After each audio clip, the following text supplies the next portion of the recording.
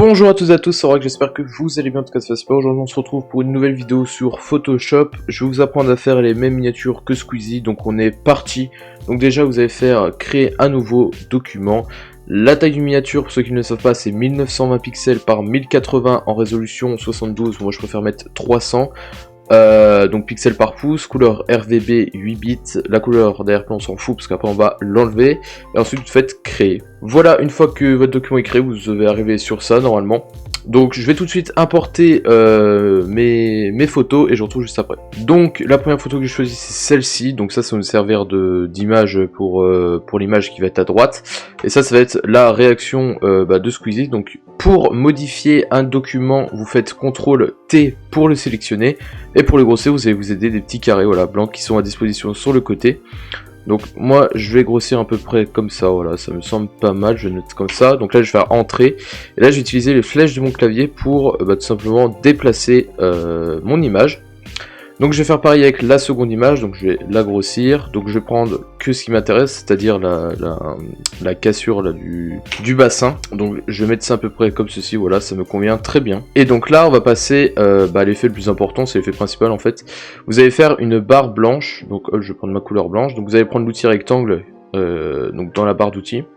Vous allez faire un rectangle pas trop gros, voilà à peu près comme ceci. Là, là il est même peut-être un peu trop gros, donc je vais faire CTRL T pour le modifier, voilà, comme ceci, voilà, pour qu'elle soit un peu plus fine. Ensuite je vais refaire CTRL T et je vais la pencher, voilà, à peu près comme ceci, et la mettre au milieu. Donc comme ceci, ça me paraît très bien. Donc là, vous voyez, vous avez votre image qui va dépasser l'image qui est au-dessus, donc vous prenez votre image, et vous allez cliquer juste ici, donc regardez où est ma souris, vous allez cliquer sur le rectangle avec un rond au milieu. Et ça va vous créer un masque, ce qu'on appelle un masque. Donc ça va vous créer un rectangle blanc. Vous allez prendre votre outil pinceau juste ici. Vous allez prendre une couleur, la couleur noire tout simplement. Vous allez faire OK. Et là vous allez pouvoir peindre tout en étant sur votre masque. Vous allez peindre et ça va tout simplement supprimer l'image. Alors à quoi ça sert de faire ça? Tout simplement à éviter que si vous prenez la gomme par exemple, ça va éviter que vous perdiez l'image. Donc là ça veut dire que hop, par exemple j'ai fait ça. Donc là je me suis gouré, voilà, j'ai effacé trop. Je vais prendre le pinceau en blanc et je vais pouvoir en fait regagner mon image que je viens d'effacer.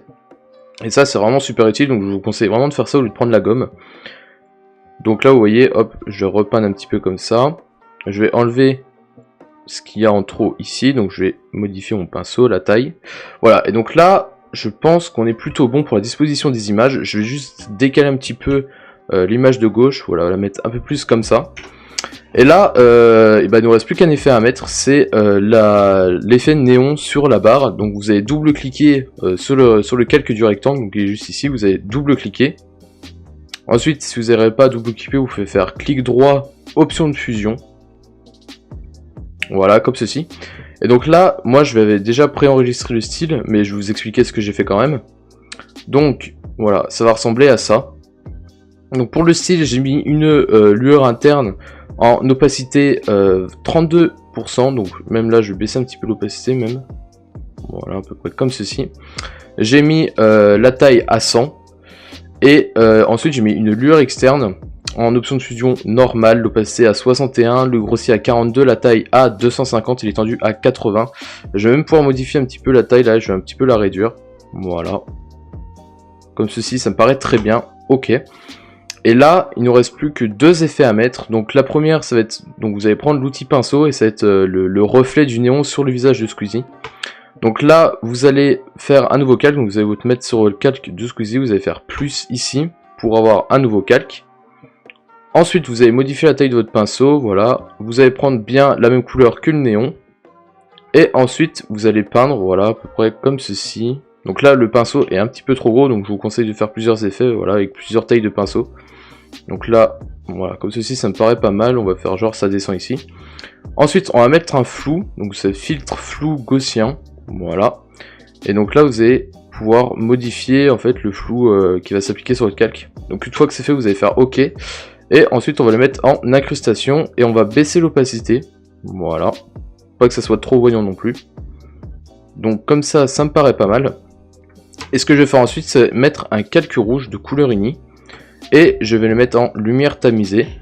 Et je vais baisser l'opacité encore une fois. Pour mettre une opacité très faible. Donc près des 15%, voilà. Comme ceci, ça me paraît vraiment nickel en fait. Et dernier effet, ça va être sur la photo. Donc là, vous allez prendre votre photo, celle que vous choisissez, celle de gauche. Et vous allez accentuer les détails. Vous allez faire filtre, renforcement, accentuation. Et là, donc là j'avais déjà mes paramètres, mais le gain j'ai mis à 29 et le rayon à 138. Et vous allez voir que si j'augmente le gain, là la photo va être beaucoup plus saturée, mais voilà. Donc ça c'est à vous de doser comme vous le souhaitez. Ça va aussi dépendre de la qualité de la photo. Vu que là c'est un screen de vidéo, il va falloir que je mette pas mal de gains. Mais si vous avez une photo déjà de très bonne qualité, vous n'aurez même pas besoin de faire cette étape en fait. Donc là je vais laisser mon gain à peu près à 25%. Voilà, comme ceci. Et une fois que ça c'est fait, vous allez vous mettre sur le calque de rectangle. Vous allez faire Maj, CTRL, ALT, E pour réunir tous les calques sur un seul calque. Vous allez faire filtre, divers, passe haut. Donc là vous allez modifier le rayon. Donc en général il faut rester plutôt bas, donc vers les deux pixels. En tout cas pour ce cas là. Et ensuite vous allez mettre en incrustation pour encore renforcer les détails. Donc c'est pas très voyant, mais je vous jure ça fait la diff. Donc là c'est avec, et là c'est sans, et là c'est avec. Donc voilà, ça se voit notamment ici sur les yeux. Voilà, ça se voit quand même un petit peu. Et là en fait c'est fini, voilà, vous êtes tout simplement fini. Si vous êtes arrivé jusqu'à ici, déjà merci beaucoup d'avoir regardé la vidéo en entière. Déjà merci d'avoir cliqué sur la vidéo. Je sais ce que vous allez peut-être vous dire, oui c'est trop facile à faire. Oui, c'est un peu putaclic, etc. J'ai pas d'excuses en fait. Donc voilà, j'espère que la vidéo vous aura plu. C'est le cas, lâchez un like et puis abonnez-vous. Voilà, ça ferait super plaisir et c'est gratuit surtout. Ça c'est lourd. Bref, moi je dis ciao tout le monde. Pour une future vidéo, c'était Aurax.